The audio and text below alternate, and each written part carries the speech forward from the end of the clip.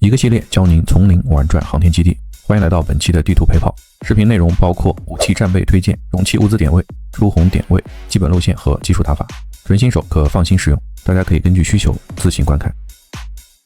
本期要讲的主要是宿舍区。咱们落地后啊，离咱们最近的这栋宿舍是2号宿舍楼。从门口进去，左边的台子上会刷卫星锅，里面的餐桌上有一个电脑包，桌子上也会刷卫星锅，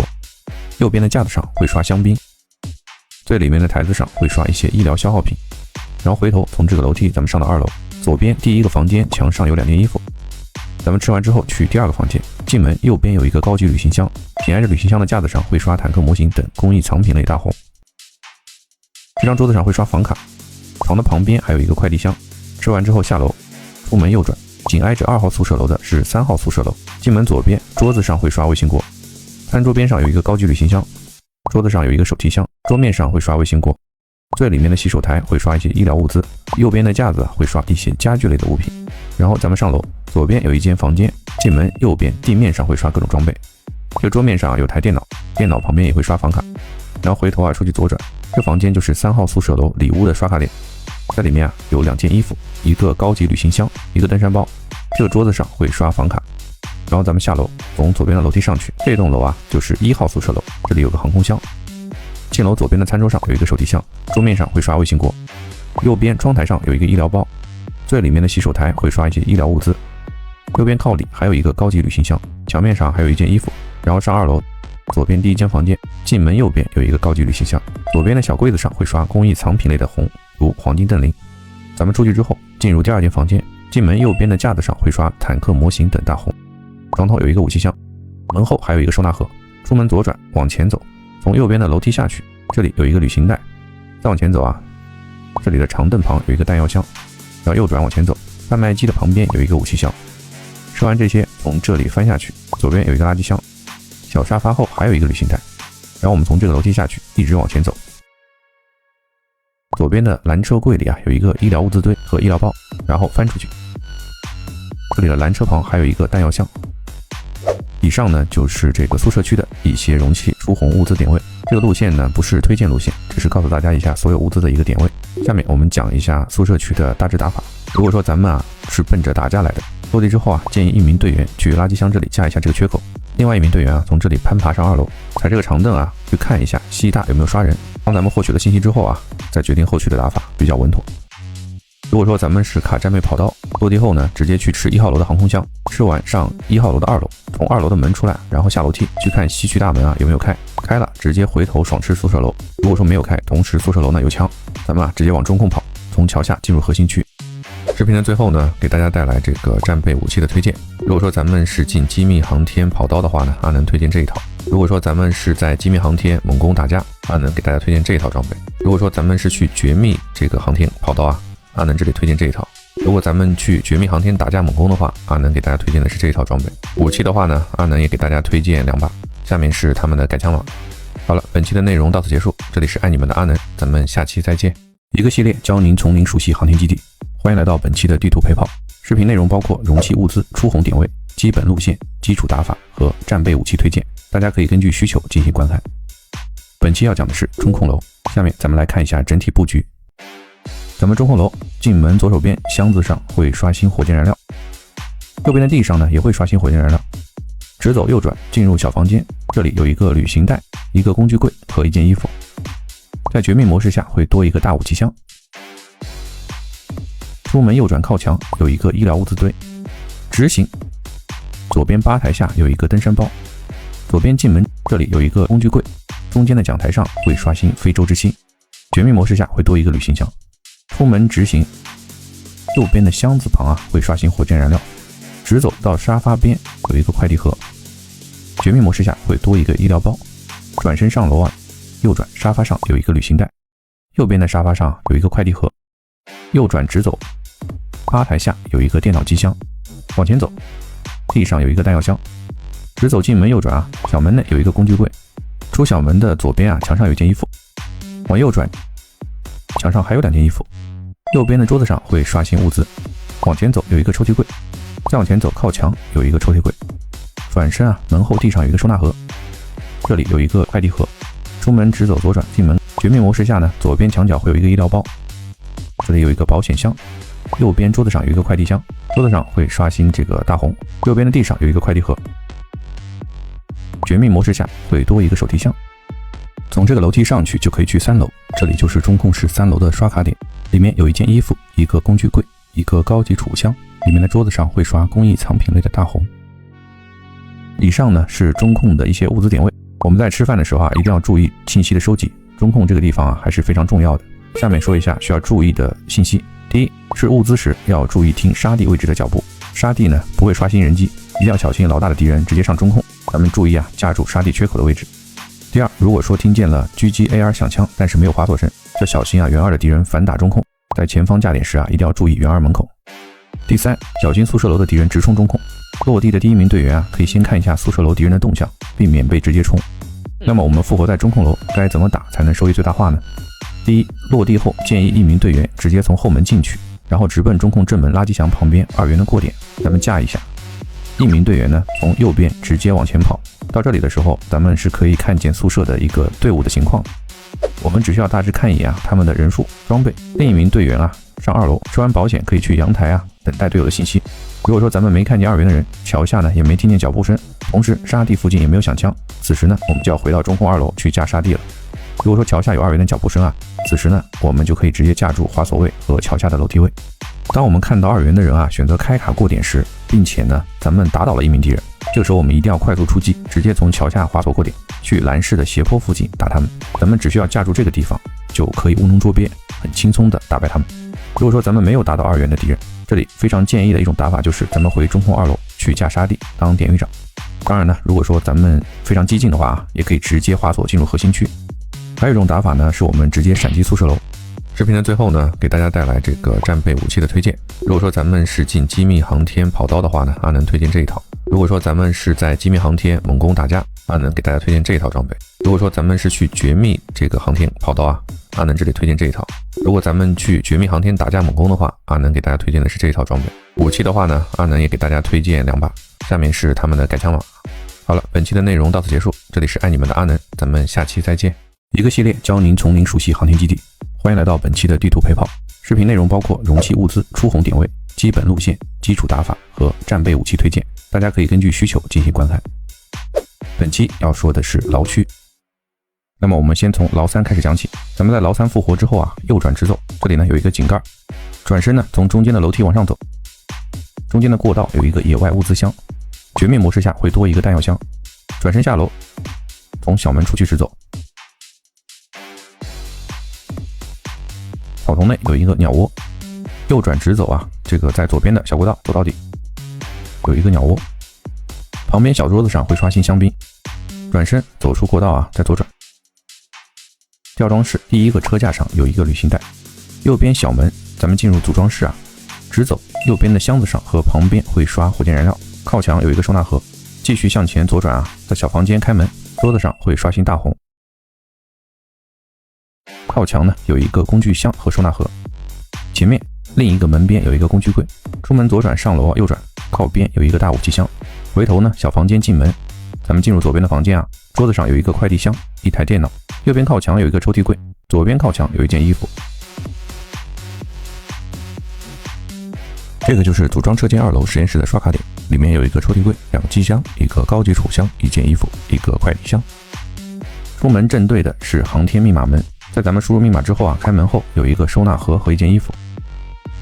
下楼梯后左转直行，到这个桌子旁，这里会刷新火箭燃料。回头在小桌子上有一个快递盒，前面的桌子下有一个快递箱，绝密模式下会多一个电脑机箱，最前面的桌子下也有一个快递箱。咱们吃完后直行上楼梯，前面的管道内会刷新火箭燃料，右边角落有一个弹药箱，转身下楼梯，靠墙有一个收纳盒，转身直接走入大营室，右转呢有一个弹药箱，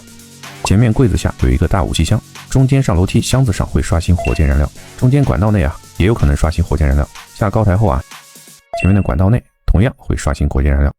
右边的楼梯下有一个大武器箱，左边第一个卷帘门在左下角咱们趴下后可以开启，里面有2件衣服，中间的门呢开启后在绝密模式下上面会刷新收纳盒，第三个啊，也是在左下角趴着开启，里面有一件衣服。直走旁边的小隔间地上和柜子上会刷新物资，旁边呢有一个工具柜，墙上有一件衣服。咱们转身上2楼，第一个房间里有一个活动的补给箱。绝密模式下多一个抽屉柜，桌子上会刷物资。直走第2个门，咱们可以跳到高台。出门后，前面的车架上有一个收纳盒，右前方有一个垃圾箱。需要注意的是啊，在绝密模式下，老2的出口处会刷新一个井盖。那么以上啊就是大概的一些物资点位。牢区整体的物资不多，咱们在吃饭的时候啊一定要注意信息的收集啊。那么有哪些点位需要注意呢？第一个点位，从牢3向牢2进发时，我们需要注意右边的小门和左边的小门是否有人执架。在成功到达吊装室前面时啊，也要小心是否有敌人已经架好枪了。第2点啊，如果咱们想要进入组装室，在进门前建议设一根探测键，或者是仔细排清贴墙的敌人和2楼的敌人，避免呢被敌人抓到。第3，从组装室进入打印室时啊，可以选择2楼和1楼同时进入，分开枪线。第4，从牢大向越狱啊，推荐向沙地位置设一根探测键，避免呢被敌人蹲点。那么我们如果说复活在牢区，该怎么打才能将收益最大化呢？牢3复活的话啊，如果说咱们是非猛攻队伍，建议呢，晚安，马卡巴卡。如果说咱们在牢2复活啊，推荐2个队友从2个小门分别架住牢3的井盖位和绳索位，另一个队友呢到打印室门口查看援2的敌人是否过点。当确定安全后，可以等待露娜的大招扫一下沙地啊，然后选择过点。如果说牢3有人可原地架枪，依靠咱们的位置啊，咱们可以拿下牢3的敌人。如果说咱们复活在牢大呢，推荐3个人直上沙地，2个人架住援2的过点啊，1个人架住牢2门口，防止牢2的敌人架点。当援2敌人过点呢，并且我们将其打倒时，可以选择猛攻援2，利用3打2的优势啊，可以快速拿下，然后准备状态之后火速过点。如果说咱们没有击倒援2的敌人啊，可迅速通过沙地，配合道具啊前往中控楼，或者是跟随援2的敌人啊直接进去。视频的最后呢，给大家带来这个战备武器的推荐。如果说咱们是进机密航天跑刀的话呢，阿能推荐这一套。如果说咱们是在机密航天猛攻打架，阿能给大家推荐这一套装备。如果说咱们是去绝密这个航天跑刀啊，阿能这里推荐这一套。如果咱们去绝密航天打架猛攻的话，阿能给大家推荐的是这一套装备。武器的话呢，阿能也给大家推荐2把，下面是他们的改枪网。好了，本期的内容到此结束，这里是爱你们的阿能，咱们下期再见。不知道各位彦祖都会打航天基地了吗？有没有落地后还是一脸茫然的状态？今天咱们一期视频教会大家航天基地最全的公式化打法。这里是爱你们的阿能，欢迎来到本期的地图陪跑。我们今天主要是针对航天的各个出生点位，介绍一些开局比较好的运营思路。只要了解了这套打法，可以使我们立即获得一些优势。熟练了之后啊，你也可以像那些单3主播一样，轻松判断出地图上还剩几队人，大致在哪个地方。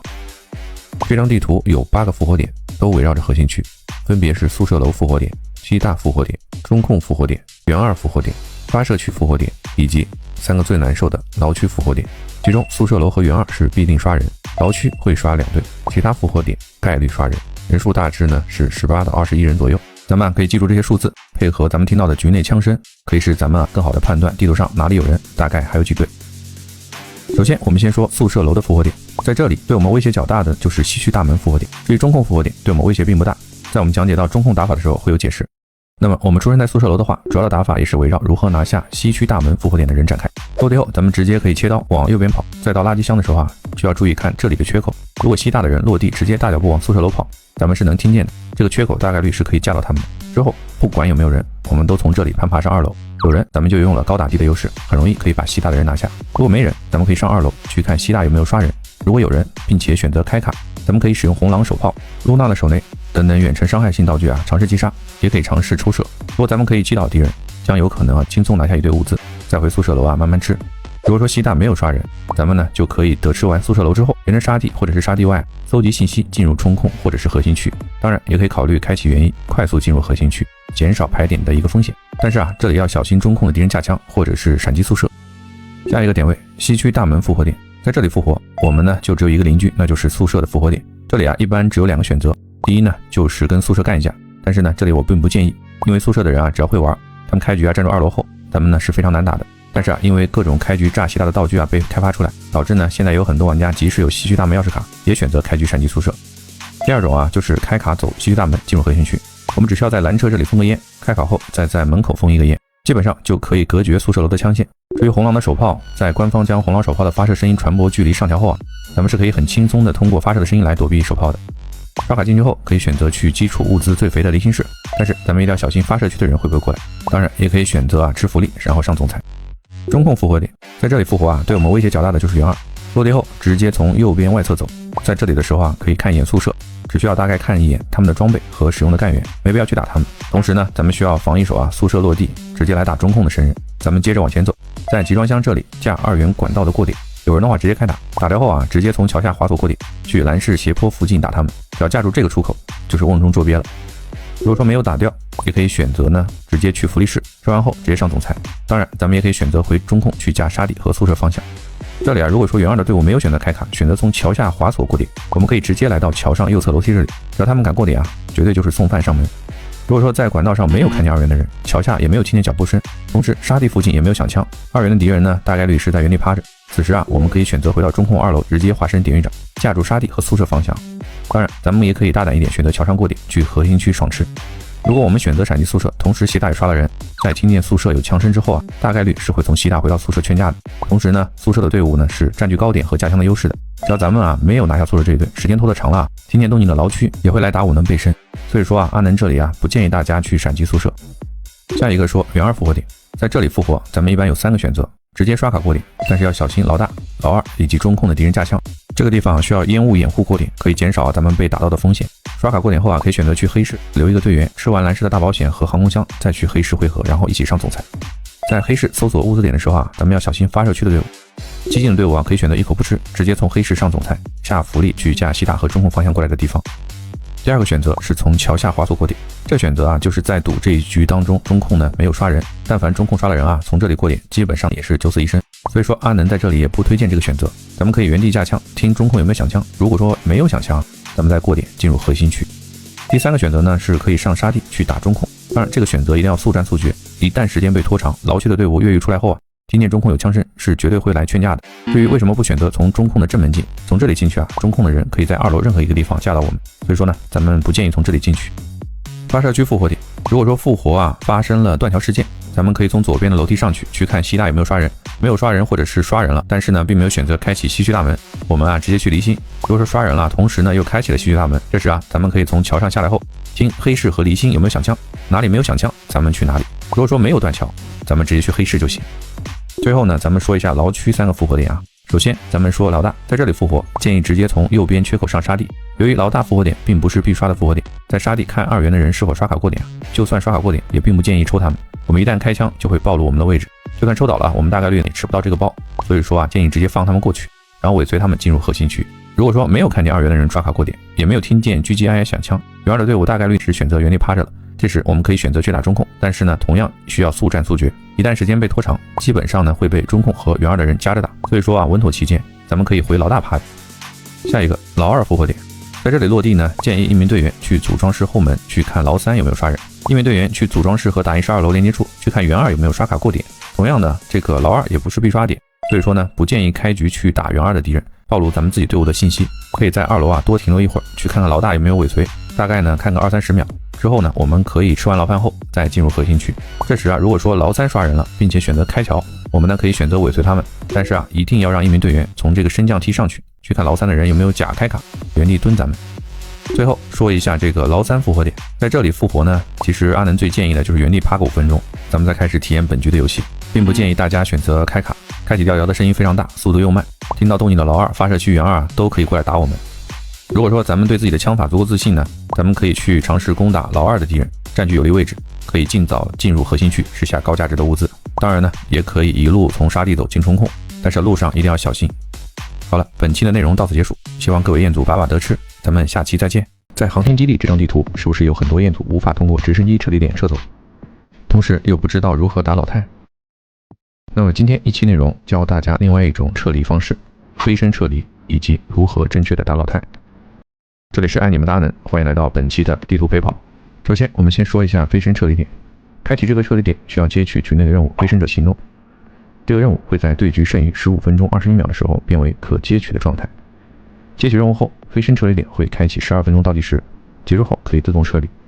无论咱们的任务是否成功，倒计时结束后，在撤离点范围的所有角色都会撤离。如果说咱们成功做完任务，飞身撤离点会直接开启1分钟撤离倒计时。这里呢，顺便也提一下，极限飞身就是游戏对局剩余12分10秒的时候开始接飞身任务，然后咱们不接飞身电脑，等到倒计时结束的时候，直接通过飞身点飞走。接完飞升任务后，转身一直往前走，在断桥事件发生后啊，大坑里会有一个空投箱，同时会有更多的小兵和机枪兵镇守。一直向前走到最高点，右手边有一个野外物资箱，转身左前方也有一个野外物资箱，转身下楼梯，电脑桌上的电脑就是飞升任务点，解密并下载后才可开启飞升任务。转身地面上是发射区老太阵亡后物资包掉落的地点，右前方的车架内有一个收纳盒，越过车架正前方的高台上有一个野外物资箱，左转直走到底，右边上楼梯啊，第一个箱子后有一个野外物资箱，再向前走，转身向飞升点走，靠墙有一个垃圾箱，直走到电脑位置下载物资即可开启飞升任务。开启飞升任务后，我们要注意会有4架运兵直升机，第一架在桥头位置可以不用管，只需要打掉跑过来的小兵；第二架在桥尾，可以使用露娜的电剑电击，在抛下绳索时啊射出即可；第三架也在桥头的位置，也可以不用管，只打掉跑过来的即可；第4架是重装直升机，落在飞升点的正前方，可以配合道具清理小兵，同时啊刀掉跳下来的机枪兵和喷火兵。咱们清理完4架直升机后，就可以安心上车离点，等待倒计时结束后开启火箭舱。开启火箭舱后会有1分钟倒计时，结束后啊咱们即可撤离。若是咱们一直不开启火箭舱，任务时间结束后也可撤离。那么想要安心的走飞升撤离，这里啊就不得不提一下最令人头大的航天 BOSS 德木兰，又叫老太，随机刷新在花园和发射区，身上携带一把 M700，击杀后啊概率刷新可以卖出的红头和红甲，以及背包内可能存在的红卡、非洲之星等高级物资。但花园老太啊最远可以直接锁定发射区桥尾，而发射区的老太可以镇守整个发射区，搭配2个超级步战车啊近身防守，无伤击杀难度较高。阿能啊针对这2个区的老太也分享一些自己的打法。首先是花园老太，我们可以在离心或者是蓝氏链接处勾引战车火力，在战车靠近后使用露娜的电剑或者是威龙的 C4 直接贴在战车上，2个电剑或者是 C4 可以炸掉第一个战车。咱们毁灭第一个战车之后啊，可以等待老太过来轻松击杀。如果老太本身靠近自己所在的区域，且战车没有锁敌，可以直接站在集装箱上击杀。注意啊，留下头盔可以卖出高价。发射区老太我们可以选择露娜站在鼠洞前的桥下箱子上，贴紧第2个箱子的夹角处，准心瞄准图示位置，拉出电剑关闭反弹，满级蓄力啊直接射出，等待第一个电剑出现伤害反馈后啊再射下一根电剑，可以无伤拿下。那么这里呢再说几个注意事项。首先第一，接取飞升任务时要小心蓝氏胁迫的箱子上是否有敌人架枪，在接取任务前可以看一下，避免被抽。第二，在没有确定清楚的情况下，接取飞升任务后不要全员都趴在飞升任务点，可以让带狙的玩家站在大桥架枪，避免敌人偷袭。第三，在咱们打老太时一定要小心对面链接是否有敌人正在架枪，确定安全后啊再尝试击杀老太。第四，在吃老太包时啊最好问队友要一颗烟雾弹。中心花园区域非常空旷，且老太战车爆炸声很大，避免啊被敌方圆点抽。第五，上桥之前，露娜玩家可以向桥上射一根探测箭，避免啊有敌人堵桥。好了，本期的内容到此结束，希望大家呢把把得吃，咱们下期再见。想在航天基地摸大湖吗？知道哪里刷最多的火箭燃料和卫星锅吗？今天一期视频教会大家所有的航天基地刷红点位。这里是爱你们大能，欢迎来到本期的地图陪跑。我们先从牢区说起，老2复活点出发，复活点左边电脑桌旁边会刷火箭燃料，往前走，这里的罐体下会刷火箭燃料，罐体内部会刷工艺藏品类大红，比如半山橡。然后咱们回头，这里的箱子上和下方都会刷火箭燃料。上2楼，这里的桌子上会刷云存储阵列，密码房的桌子上和地面都会刷卫星锅。然后下楼从后门出去，吊装室外有一个小道，里面的桌子啊会刷香槟，然后是打印室，这个罐体里也会刷火箭燃料。这个平台的箱子上会刷火箭燃料，罐体里啊同样也会刷。然后是打印室2楼，这个小房间的桌面上会刷绝密服务器。下面说一下中控，到中控1楼，出生点进来的门口2侧都会刷火箭燃料。左转，会议室的讲台上会刷非洲之星，这些台子上会刷绝密服务器。然后从会议室的另一扇门出去，这里的箱子后会刷火箭燃料。大保险在的房间啊，挨着大保险的桌面上会刷步战车，里面的桌子上会刷资料情报类的大红，比如绝密服务器。进入中控2楼另一个房间，这个桌子的桌面啊都有概率刷量子存储、实验资料等小红。从这个楼梯上来3楼，这里就是中控室3楼钥匙房刷卡点，里面的桌子上有概率刷坦克模型。下面说一下宿舍楼。1号宿舍楼，1楼进门左边的鞋柜上会刷微星锅，这个桌子上也会刷微星锅。2楼第一个房间进门右边的桌子上会刷黄金瞪铃，第二个房间进门右边的架子上会刷坦克模型。2号宿舍楼进门鞋柜上会刷微星锅，餐桌上也会刷微星锅。然后去2楼，第二个房间进去右边的架子上会刷坦克模型，这个桌子上会刷房卡。3号宿舍楼，1楼进门左边柜子上会刷微星锅，桌子上也会刷微星锅，这里的台子上会刷扫拖一体机器人。然后2楼第一个房间桌面上会刷房卡，旁边的房间就是钥匙房3号宿舍屋，这个桌面上会刷房卡非洲之星，记得咱们过来要看一下。蓝室1层的拉闸点这里会刷火箭燃料，这2个隔间地面上也会刷火箭燃料。回头从楼梯上去这里呢就是钥匙房蓝室玻璃房，靠近玻璃的桌子上会刷房卡，桌子上会刷坦克模型。回头去2楼，这个房间的桌子上会刷房卡，这个房间的桌子上会刷绝密服务器云存储阵列，最靠里的椅子上会刷金条劳力士等小红。出去右边的房间就是钥匙房蓝氏数据中心，里面的地面上会刷曼达尔超算单元等电子类的大红。从这个门进去上楼梯，这个房间就是蓝氏核心的钥匙房，里面的桌子上会刷非洲之星，地面上会刷飞行记录仪。福利室进门1楼的前台上会刷滑膛枪，2楼的桌面上会刷非洲之星。医务间楼梯的下方会刷卫星反应炉，医务室第一个房间地面上会刷卫星锅，这里的台子上也会刷卫星锅。第二个房间的梯子下会刷卫星锅。最里面的房间就是福利室医务室的钥匙房，里面的地面上和病床上都有可能会刷复苏呼吸机。然后下坑，这里的台子上会刷工艺藏品类大红，把锁旁边的罐子里会刷火箭燃料。坑底的地面上会刷动力电池组。咱们来到3楼的房间，这个桌子上会刷滑膛枪，这小柜子上会刷劳力士。离心